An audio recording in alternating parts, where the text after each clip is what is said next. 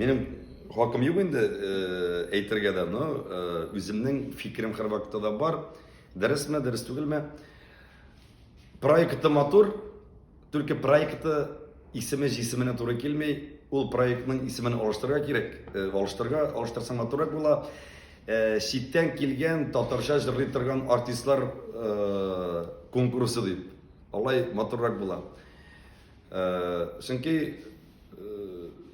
безнең менә ни генә дисәләр дә, ничек кенә безгә теге нәрсә генә ясалар да, барыбер читтән килгән артистлар, шул ук Башкортстан артистлары, шул ук башкорт артистлары Татарстансыз, татарларсыз тора алмыйлар. Монда хәзер Элвин Грей, шул теге яңа гына табадан төшкән ябай малайлар турында сүз барамы?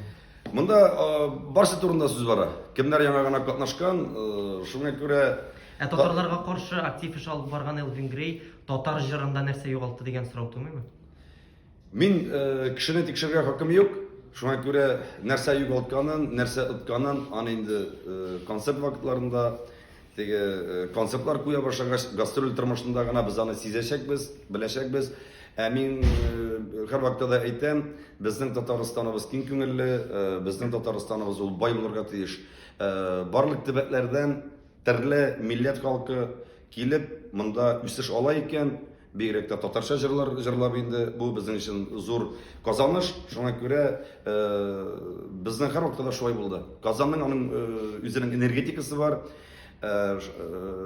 Шулай да, менә үзегез күреп торасыз, монда инде мин әйттем ди, әйтмәдем ди, татар җырында да, нинди генә конкурс булса да, монда Казанга килеп, алар казаныш алалар, монда алар исем алалар, монда алар теге төрле атказанган, шул халык артистлары исемлекләрен алай булалар. Без бик шат, моңа біз көнләшеп, ачу тотып, теге бәхәсләшеп ятырга тиеш түгел. Димәк, алар монда үзләренең талантларын күрсәтәләр икән. Таныла алалар икән, бу бик әйбәт. Татар җыры Тямаевсыз, Илсия Бәдретдиновсыз үттеме, татар җыры аталамы дигәнгә, ансы инде мин җавап бирә алмыйм, чөнки һәр кешенең үз теге фикере.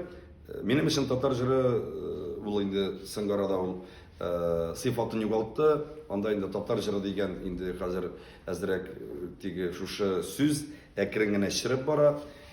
Дип әйтәсе килә. Ничектер кызык та түгел, ул теге элеккедән үк ул бизнес теге проекты бит инде кемнең акчасы бар, шул керә. Бит карасаң, акчасы булмаган, теге үршәйтмешле возможности булмаган яшьләр, талантлы яшьләр бик күп. Менә миндә төркемдә быел менә ничә 17 кешебез, быел мин 6-7 яңа талант алдым, шуларның берсе Лилия Шакирова. Ул аны кебек шахтаны җырлаучы санаулы Казанда булса бер икәү генә.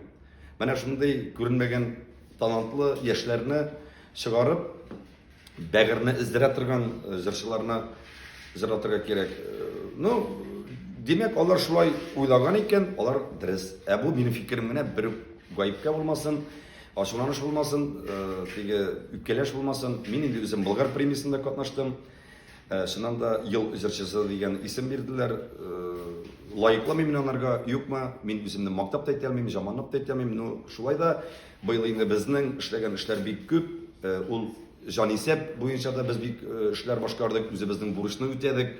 Бу тик мактаныр өчен түгел, шуннан да без милләтпәрвәр булганга күрә